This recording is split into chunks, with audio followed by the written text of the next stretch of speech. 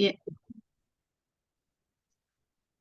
ya, selamat malam Prof. Nyoman dan Bapak Ibu semua. Terima kasih sebelumnya pada kesempatan kali ini kami dari kelompok 4 yang terdiri dari Mas Dimas Eko Prasetyo, Mas Fajar Ardi, Bu Prihantina, dan saya Luis Claudia.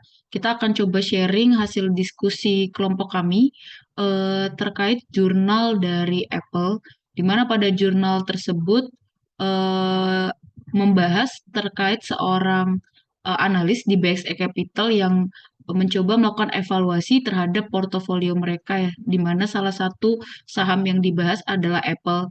Jadi mereka mencoba mengevaluasi terkait performance Apple untuk melihat apakah perlu adanya perbaikan atau penggantian Apple sebagai key holdings di portofolio BXE Capital.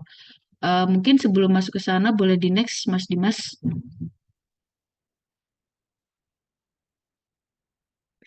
Nah, sebelum menggali lebih dalam terkait performance Apple, kita akan coba melihat perjalanan Apple sebagai sebuah multinational company ya. Jadi Apple ini bergerak di bidang pengadaan elektronik, kemudian software, hardware, mungkin produknya Bapak Ibu juga sudah cukup familiar seperti MacBook, iPod, iPhone, dan lain sebagainya.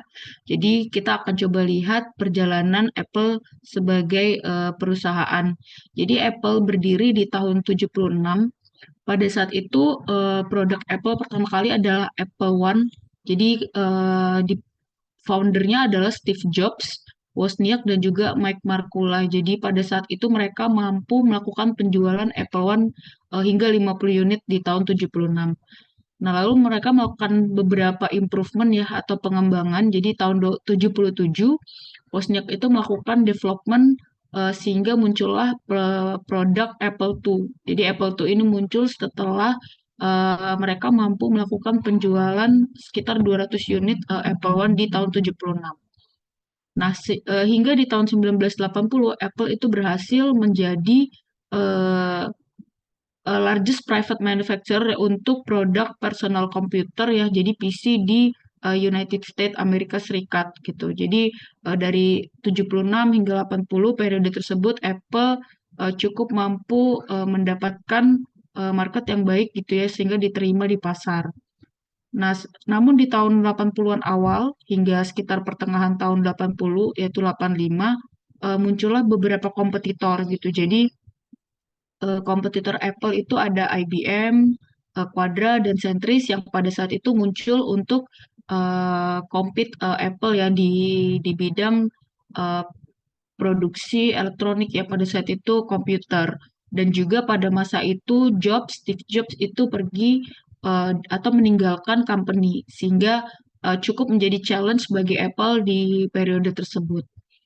Nah, pada awal tahun 90-an hingga hampir akhir tahun 90, tepatnya 97, penjualan Apple itu cukup turun drastis ya. Jadi pada saat itu Apple cukup mengalami tantangan yang besar, namun pada tahun 1996 Jobs itu kembali ke company. Jadi walaupun menghadapi challenge yang cukup besar, tapi saat itu Jobs melakukan strategi untuk melakukan partnership dengan Microsoft.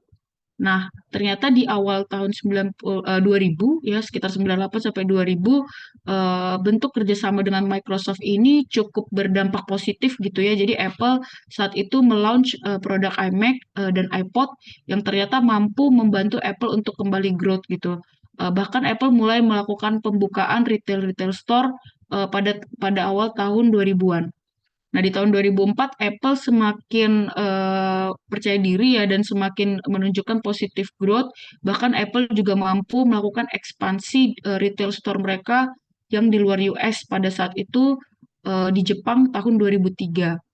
Nah, sepanjang tahun 2000 hingga 2007 hingga sampai mungkin sampai saat ini ya kita bisa melihat Apple terus melakukan inovasi-inovasi ya salah satunya itu juga dari produk mereka iPhone kita bisa tahu hampir setiap tahun Apple mengeluarkan inovasi-inovasi iPhone, kemudian iPod sehingga Apple juga mampu melakukan distribusi produk-produk mereka melalui retail-retail stores mereka sampai ke konsumen akhir mereka gitu.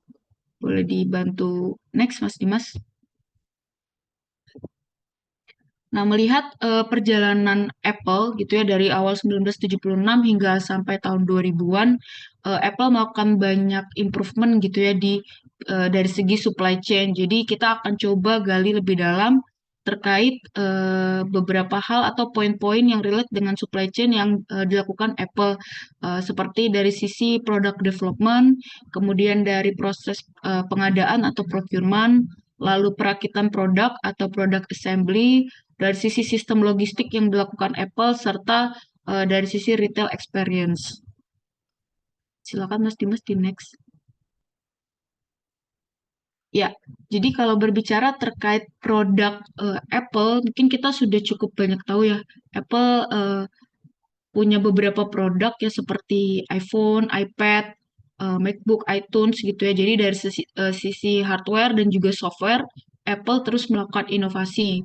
Nah, mungkin salah satu strategi yang bisa kita lihat dari Apple adalah Apple manage their product cycle itu cukup singkat gitu. Jadi sebenarnya ini salah satu bentuk komitmen Apple untuk terus melakukan inovasi gitu ya. Seperti yang kita tahu, iPhone sendiri itu dalam rentang waktu yang cukup singkat bisa mengeluarkan beberapa generasi atau series gitu ya. Nah, Apple juga melakukan kontrol full gitu ya secara internal terkait proses supply chain mereka, dan mereka selalu memastikan produk mereka itu bisa di build dalam volume yang besar gitu ya dibanding mereka menggunakan third party untuk melakukan pengadaan seperti Samsung.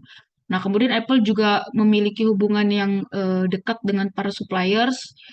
Apple juga melakukan invest yang cukup besar ya di bidang research and development gitu ya, sehingga mereka memastikan produk mereka tetap inovatif dan relevan di masa sekarang. Serta produk Apple bisa dibilang cukup eksklusif ya. Jadi kalau kita lihat eh, key part yang digunakan Apple itu cukup eksklusif dan limited. Itu juga sebenarnya salah satu strategi Apple untuk tetap memaintain proses supply chain mereka agar di streamline yang lebih sederhana. Selanjutnya kita akan coba lihat dari sisi procurement.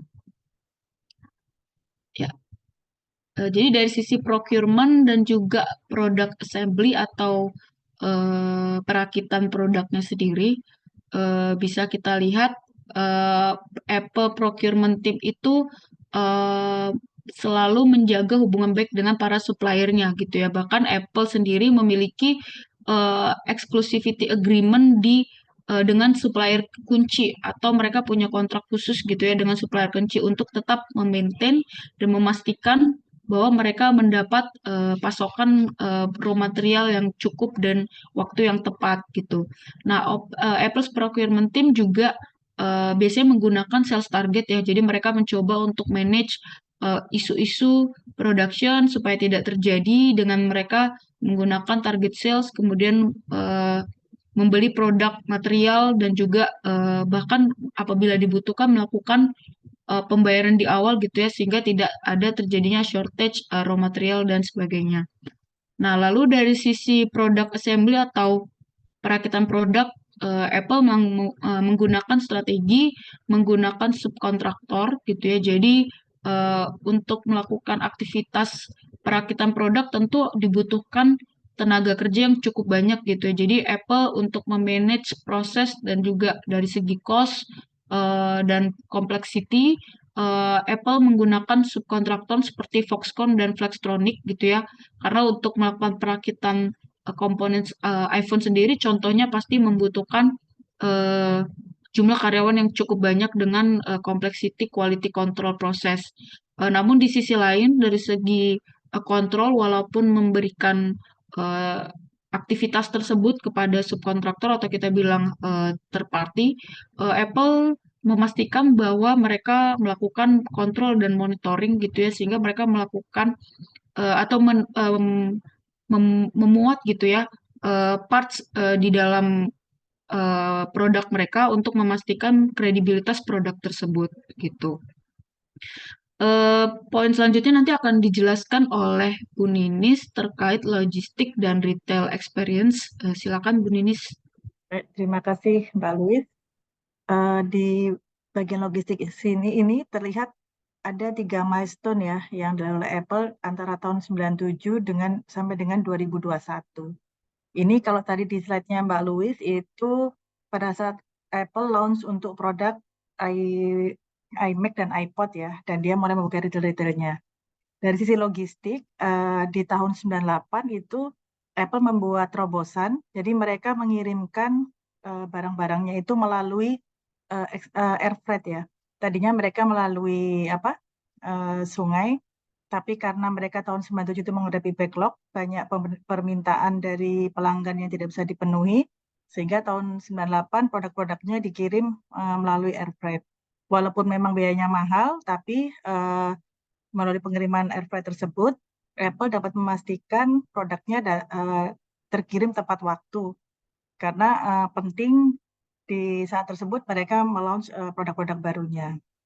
Bahkan mereka berani membayar 50 miliar dolar ya, supaya produk-produknya itu bisa sampai tepat waktu. Nah, di tahun 2001 itu setelah melalui beberapa logistik, Apple menyadari bahwa lebih murah jika barang-barang itu dikirim melalui produk assembly di China. Di tahun 2001 itu Apple mulai mengirimkan produknya dari China. Nah, selain itu Apple ini memiliki reverse logistic system di mana di sini Apple berani memberikan garansi ya pada pelanggannya bahwa untuk produk Apple yang rusak itu bisa diganti baru. Mekanismenya dari pelanggan yang menerima cacat produk dapat berkirim email ke Apple. Dari sana nanti Apple akan menelusuri dari nomor emailnya sehingga bisa dilihat apakah barang tersebut masih masuk kategori garansi atau tidak. Apabila masuk kategori garansi dalam waktu 2 kali 24 jam itu di sini Apple bekerjasama dengan FedEx dan UPS. Jadi pihak dari FedEx atau UPS yang bekerjasama dengan Apple itu akan mendatangi tempat customer tersebut untuk mengambil barang yang rusak. Dan kemudian eh, dalam waktu cepat itu juga Apple akan mengirimkan barang penggantinya. Untuk barang yang rusak itu nanti di sana akan di repair sama Apple dan dapat dijual lagi di stempel Apple dalam good condition gitu. Jadi sebenarnya dia melakukan penghematan, tidak perlu ada mekanik ya reparasi yang harus datang ke tempat-tempat customer itu yang barangnya rusak. Jadi itu salah satu usahanya melakukan reverse logistik sehingga lebih efisien dan itu dapat meningkatkan kepuasan pelanggan. Jadi itu untuk yang logistik. Lanjut satu lagi Mas Dimas.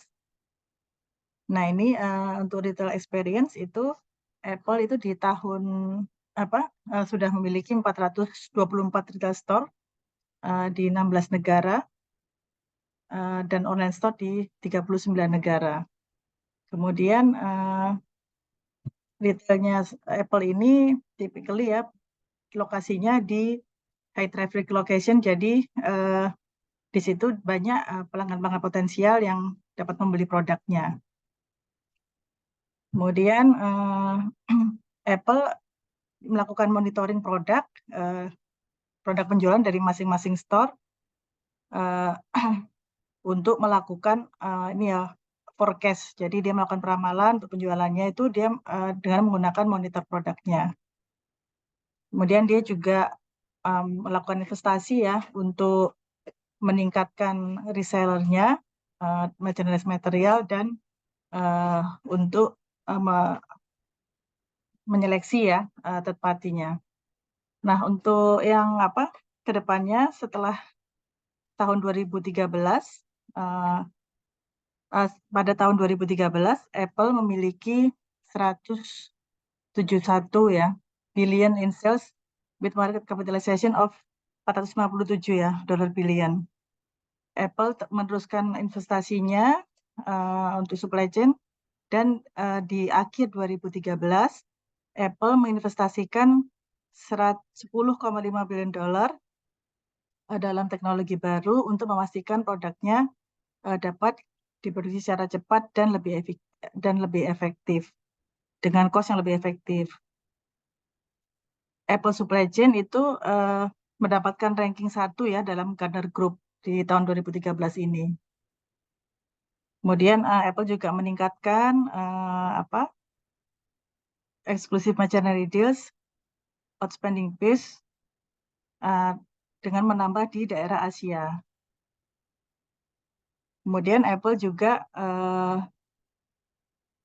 menginvestasikan ya banyak cashnya untuk model desainnya dia yang banyak digunakan untuk aerospace dan defense. Mungkin itu ya dari logistiknya. Selanjutnya mungkin bisa dilanjutkan oleh Mas Dimas.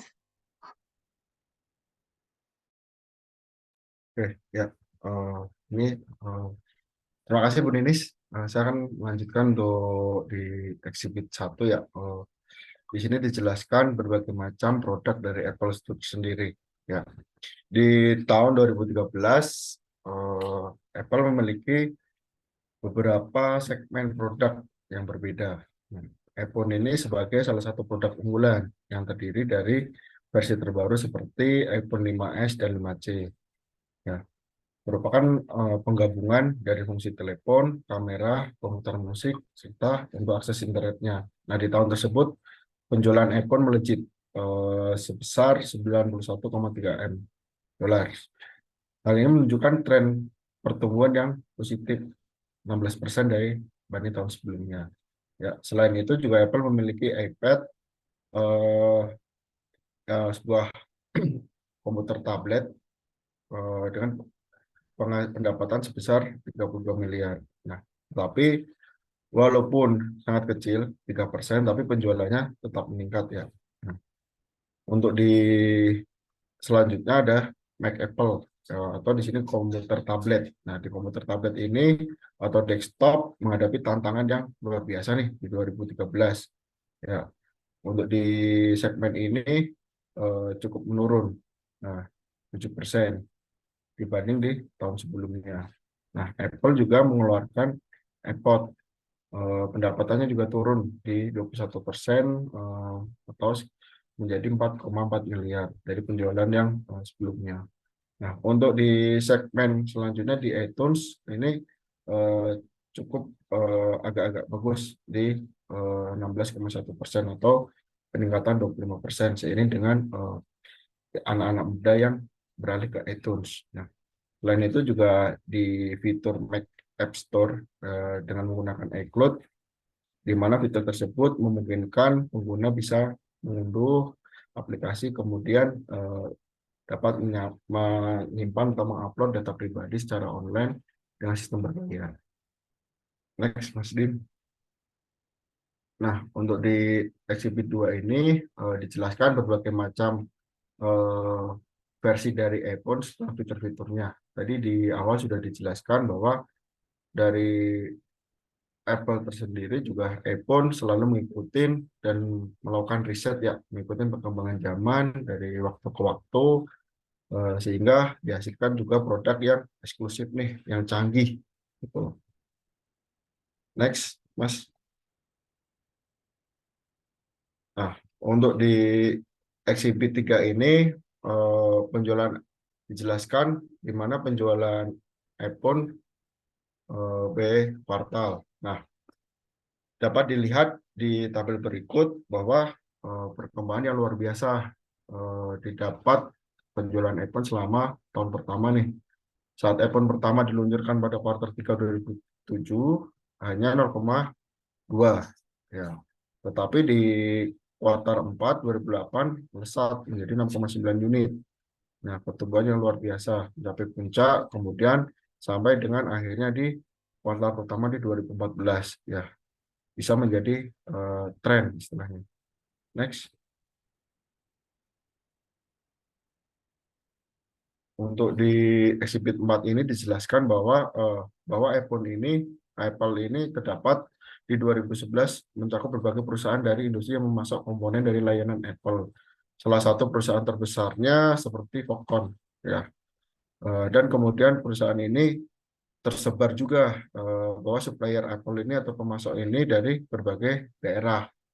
Salah satunya seperti di Taiwan, Jepang, Amerika Serikat, Korea Selatan, dan lainnya. Next, Mas. Nah, Untuk daftar pemasok Apple di Exhibit 5 ini, utamanya lokasi perusahaan dan jenis produk atau lain masuk. Mitra kuncinya seperti ada di negara Singapura, Taiwan, US, dan China. Sebagian besar sekarang udah mulai difokuskan tadi di Asia ya, gitu. Karena memang pasar-pasarnya sebagian besar di Asia. Next.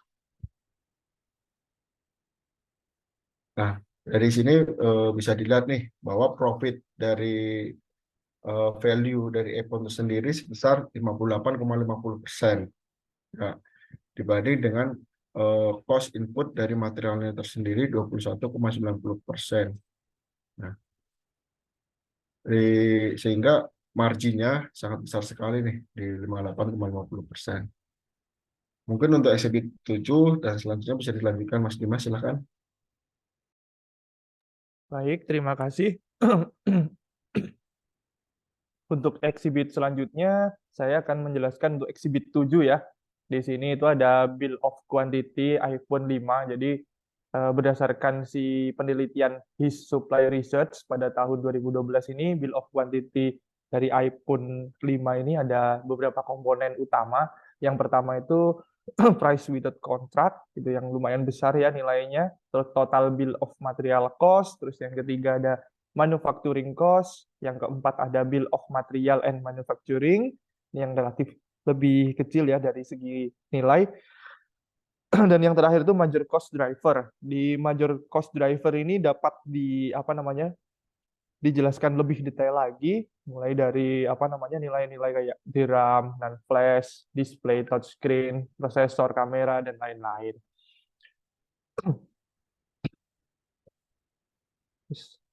Next, untuk exhibit 8 ini kita akan membahas iPhone dan kompetitor. Di sini tuh kita coba bandingkan iPhone 5, Samsung Galaxy S3, Droid Razer HG, dan Nokia Lumia 920. Dari spesifikasi ini mulai dari screen size ya. Sebenarnya dari iPhone, Samsung, dan Droid ini dari sisi screen size-nya Samsung lebih besar secara screen size. Dari sisi resolusi, Nokia Lumia lebih besar pikselnya. Terus dari segi berat, si iPhone 5 ini relatif lebih ringan dibandingkan kompetitor-kompetitornya. Terus dari segi prosesor, di sini si iPhone ini menggunakan dual core Apple dibandingkan dengan kompetitor lainnya yang Android ini memakai Snapdragon S4. Rata-rata berbedanya di situ. Untuk storage di sini lebih ke Galaxy S3 lebih besar ya, karena ada tambahan micro SD slot-nya. Secara kapasitas hampir sama semua, cuman ada tambahan feature. Dari konektor di sini Apple tampil beda dengan Apple Lightning-nya, sedangkan kompetitor yang lain itu menggunakan micro USB. Sama halnya dengan operating system, di sini iPhone memang tampil beda, pakai iOS 6 ya, yang lain pakai Android, dan juga Lumia ini pakai Microsoft Windows Phone 8, agak sedikit berbeda. Dari tingkat ketahanan baterai, di sini yang paling tinggi ketahanannya si Samsung Galaxy S3, namun di sini Droid ini masih to be announced ya, karena mungkin masih belum launching pada saat itu. Dari segi kamera, ya lebih bagus, networking sama, dari segi price relatif bervariasi berdasarkan fitur-fitur atau mungkin ininya ya, edisinya ya, tipe-tipe dan mereknya itu. Terus untuk selanjutnya ada exhibit 9, ini membahas tentang supply chain ranking assessment by Gartner Group. Jadi si Gartner Group ini melakukan ini ya, assessment terhadap perusahaan-perusahaan berdasarkan performa supply chain-nya. Nah, ranking ini dipertimbangkan dengan penilaian berdasarkan beberapa faktor-faktor kunci. Yang pertama itu opini atau pendapat dari expert dan profesional yang bekerja di bidangnya. Yang kedua ada return of asset selama 3 tahun terakhir dan inventory turn. Terus yang terakhir revenue growth, jadi kayak pendapatannya itu berapa gitu ya. Di sini sudah tampilkan 5 top 5 supply chain ranking by Gartner Group. Itu yang pertama Apple, diikuti McDonald, Amazon, Unilever, dan Intel. Untuk selanjutnya di exhibit 10 ini perbandingan key comparative information for Samsung, BlackBerry, dan Nokia. Namun di sini kita tambahkan ada data di tahun 2013 yang sebenarnya nanti di exhibit 11 ya. Namun kita coba tampilkan berdasarkan data performance di 2013, kita itu dapat informasi seperti net sales, account receivable, account payable, sampai inventory-nya itu kita dapat data tersebut. Nah, dari data tersebut kita dapat menghitung nih inventory days of supply. Jadi kemampuan si inventory-nya ini agar bisa dapat duitnya itu seberapa cepat gitu. Sampai ke cash to cash cycle time-nya. Jadi di sini semakin pendek siklus waktunya, ini satuannya hari ya, Bapak Ibu. Jadi semakin pendek itu menunjukkan kinerja supply chain perusahaan tersebut itu sangat baik karena pengkonversian menjadi uangnya itu semakin cepat gitu. Jadi berdasarkan data di atas, jika kita bandingkan pada tahun 2013, iPhone ini memiliki cash to cash cycle time yang sangat baik. Ya, karena minus ya, menunjukkan minus ini artinya hampir tidak ada inventories gitu, sudah jadi uang. Nah, ini untuk exhibit 11, jadi Apple Historical Financial Information. Jadi mulai dari tahun 1996 sampai 2013 ini data performance-nya ya. Kita hitung cash to cash cycle time-nya itu dari waktu ke waktu. Ini menunjukkan memang pada tahun 1996 itu cash to cash cycle time-nya itu 50 hari. Terus relatif menurun sampai sekarang itu di minus 43. Yang tadi dijelaskan rekan saya, Bu Ninis, memang pada tahun 1997-98 Apple ini melakukan improvement sangat luar biasa ya di bidang dari segi bidang logistik, procurement dan lain-lainnya tadi. Itu menunjukkan inovasi yang telah mereka lakukan itu berhasil di bidang supply chain. Dan untuk yang exhibit terakhir yaitu 12 itu Apple Segmentation Information. Jadi kayak penjualannya itu, operasinya itu terbesar di mana sih? Untuk lokasinya itu di Amerika. Itu sekitar 52 juta dolar ya, yang paling besar. Terus ada net sales by product. Jadi di sini iPhone. Jadi produk-produk iPhone itu ada iPhone, iPad, Mac, iPod, iTunes, dan aksesoris lainnya. Yang paling tinggi mendominasi penjualan itu si iPhone. Dan terakhir itu unit sales by product juga ya, tapi ini by unitnya yang paling tinggi penjualan otomatis si iPhone ini, sekitar 115.000 pieces ya. Oke, selanjutnya conclusion, kesimpulan. Mungkin Ya, jadi setelah kita tadi coba melihat ya, baik dari segi aktivitas Apple sendiri gitu ya. Jadi kalau kita bisa lihat Apple melakukan banyak hal ya dari sisi supply chain dan terlihat improvement yang dilakukan Apple dan konsistensi dari segi proses procurement, product development, kemudian logistik, bahkan Apple sendiri juga fokus terhadap customer experience ya. Tadi terlihat dijelaskan juga bahwa dalam proses retail Apple memastikan tokonya berada di tempat yang tepat, shopping mall yang memiliki pasar yang ditargetkan, dan juga merchandising dan lain sebagainya dilakukan Apple untuk memastikan bahwa konsumen mengetahui produknya dan tertarik untuk membeli.